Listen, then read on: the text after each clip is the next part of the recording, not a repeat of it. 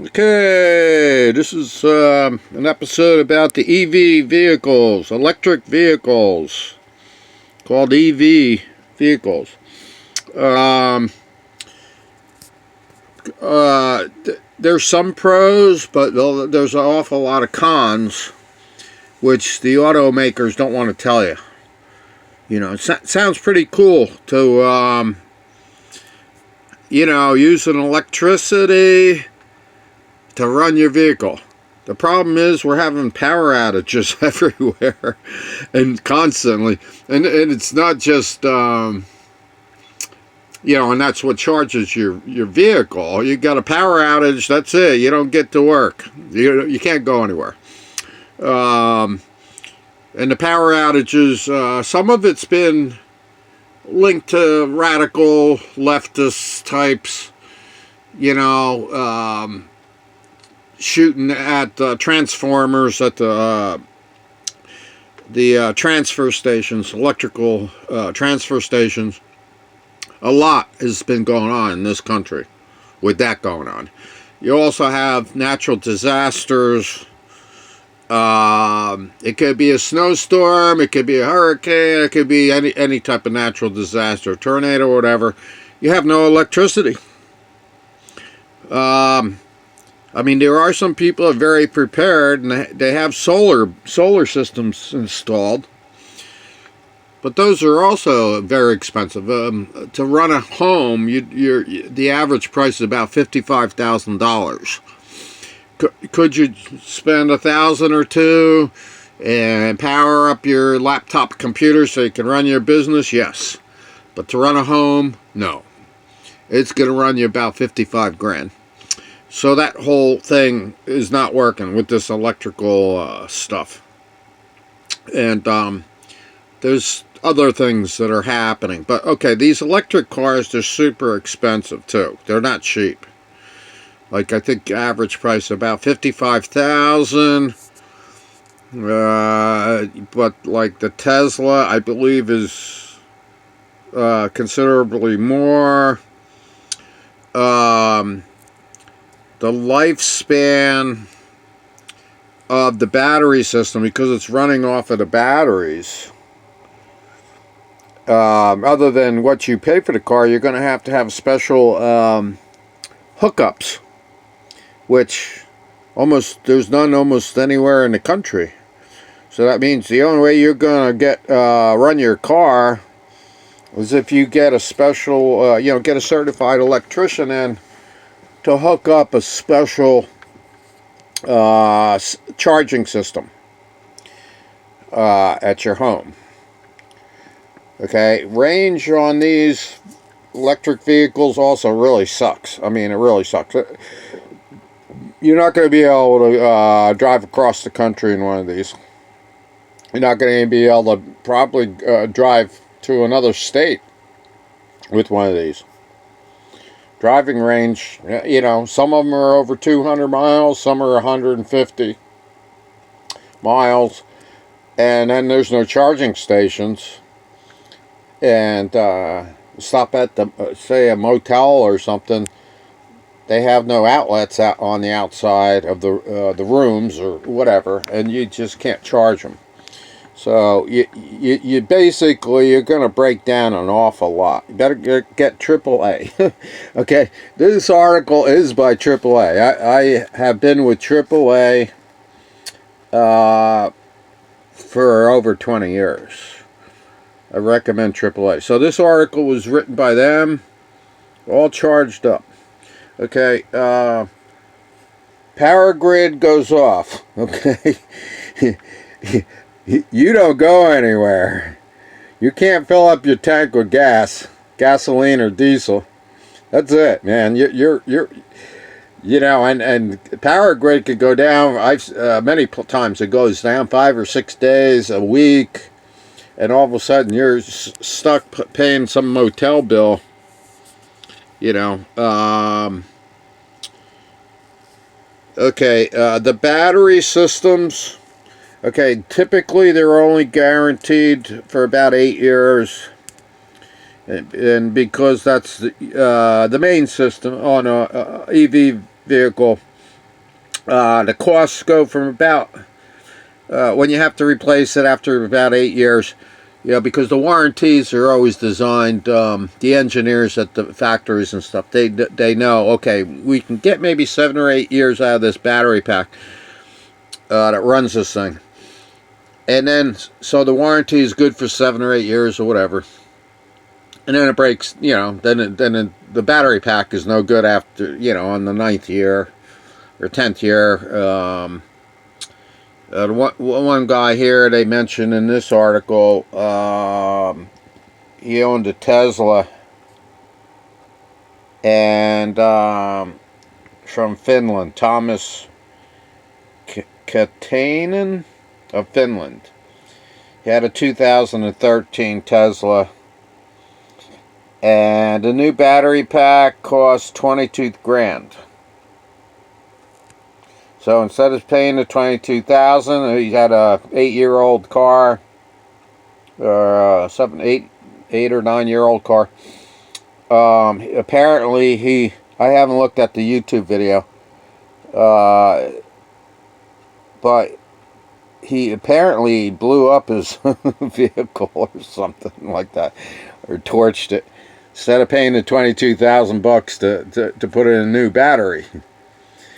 Instead of $100 for a battery, which you'll have to probably do, in a typical vehicle, maybe every 5 years you spend $100 on a battery. So after 10 years, you spent $200. But after 8 years or 9 years, he had to pay either 22 grand or blow up his electric vehicle.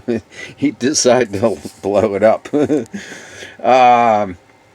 So anyway, the other problem, like I say, is range. And when you buy a brand new one, if you can afford the $55,000, $75,000 for these things, and they're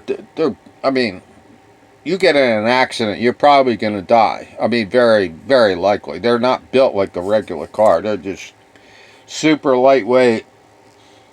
There's nothing in the front of the vehicle to really prevent you from just being totally demolished you get in a front end accident or anything, and I don't think anybody would survive in an AV where you could you have a good chance of surviving if you're in a big heavy duty pickup truck or Jeep or something that's built strong.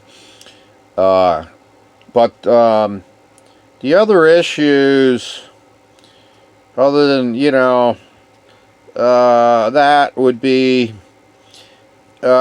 each year you get less range. So let's just say you're initially getting 150 miles before you have to put it on an 8-hour charger or whatever. Each year that turns down. And I've heard of people that own electric vehicles that are getting about 40 miles now before they have to put them on an 8-hour charger.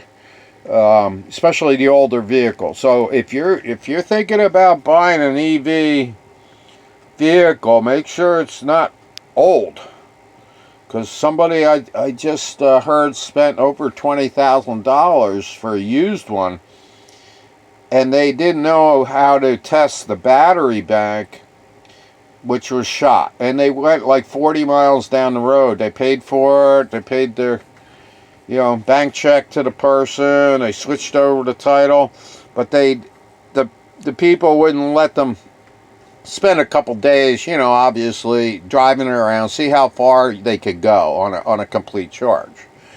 And who's going to do that? The people aren't going to allow a complete stranger to say, "Oh, well, can I just see how far I can go with your vehicle before I have to call AAA to have me towed to a place that has where I can hook up an electric cord." And that's what it comes down to. So anyway, she paid over $20,000, and she got about 45 miles away, broke down, had to call AAA.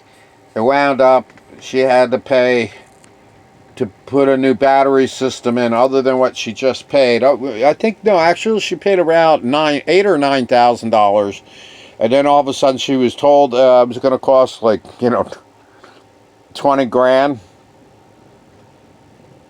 to put a new battery system in, because the battery system was shot. So there's a lot of Democrats pushing this whole clean and green, especially the California people, like Governor Newsom. He's a wacko. Pelosi, who's the Speaker of the House of or was the Speaker of the House of Representatives. Thank God she's out now, and the Republicans have got back in and are going to make more sense. Our gasoline prices went up by like double, because you got these Democrats pushing this clean and green. Let's run everything on solar and wind power and charge up our vehicles. But in a natural disaster, no. And you can't go see your relatives in the next state over because they don't have much of a range, and there's no charging stations other than at your home. So that's what this episode is all about. When a brand new one, 200 miles, an old one, 40 miles before you run out of gas, so to speak, or electric energy to run them. You can't get to work, you lose your job, whatever. Also, if you run an air conditioner or a heater, that also reduces the range. Instead of you getting 150 miles, you might get 75 miles. If you want to run your air conditioner or your heater, that draws a lot of electricity. That goes into, in this article, it goes into all that kind of stuff. Also, you can't charge the lithium-ion batteries, lithium-ion, lithium-iron phosphate, whatever. You can't charge them when it gets below freezing, below like 32 degrees. So, okay, so now it's really cold. You can't get to work because it's 10 degrees outside. Or it hasn't got above freezing for a while. I mean, even in Pennsylvania, I remember a whole month it didn't get above freezing during the day. So you cannot charge these batteries when you get below 32 degrees. So anyway, another episode letting you know what numbskulls we have in politics. Democrats.